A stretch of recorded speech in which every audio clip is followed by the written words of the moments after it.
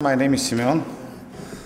I was rushing through the stairs to catch up to the 2 minutes. So, I would like to tell you a little bit about the dialogical competencies in a business sense of view. And the subject was to speak about using those competencies in closing a deal, in a negotiation. Before being part of that project, I knew some of the techniques. They were there, but they were not structured and surely didn't have those names put on them. So in securing a contract, one thing that every entrepreneur should know is that, and I think Peter already told it, you have to listen actively. And that means that you want to understand what your would-be customer needs.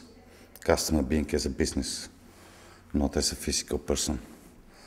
And one of the best deals I've done, I spoke less than 2 minutes in 3 hours conversation.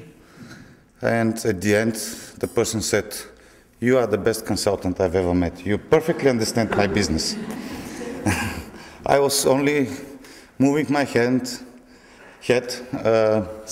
telling about, this is actively listening and also putting some questions just to clear it up to me. But that was the initial, before signing the contract.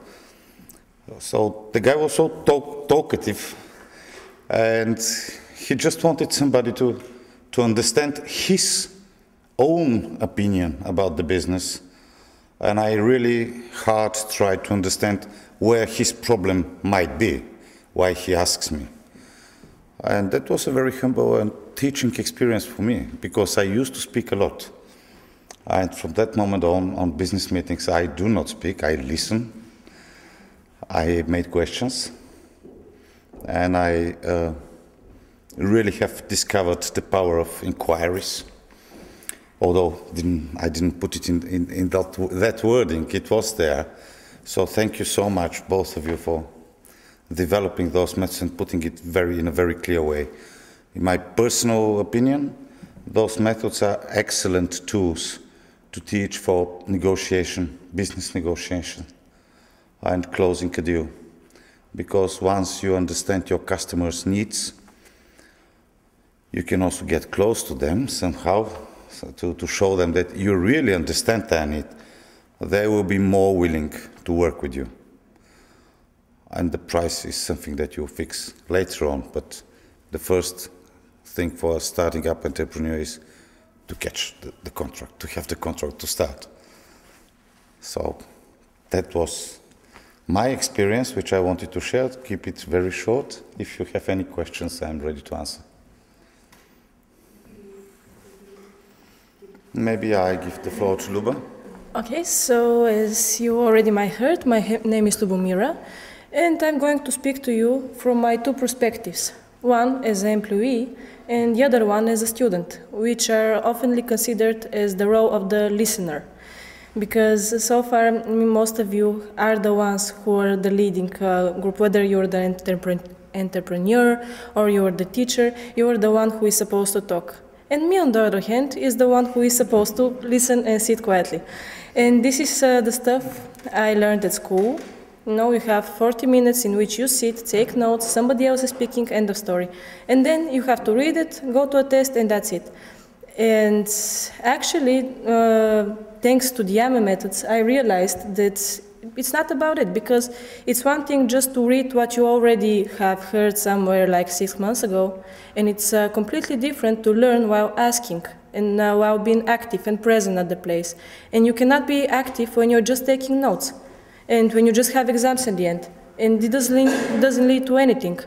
It's completely different when you have the right to ask when something is not clear, to ask when something is a little bit unfamiliar to you, and you want to learn more. In this case, at the end of the school year, when you have your exams, it doesn't really matter how much time you're going to take off in order to read, because you already have got the essential part.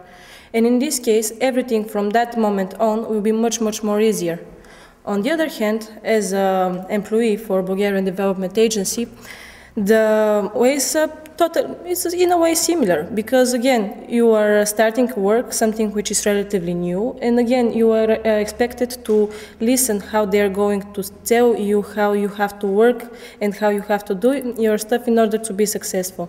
But you cannot be successful when you are just listening and then copywriting the things you have already heard, and that's it.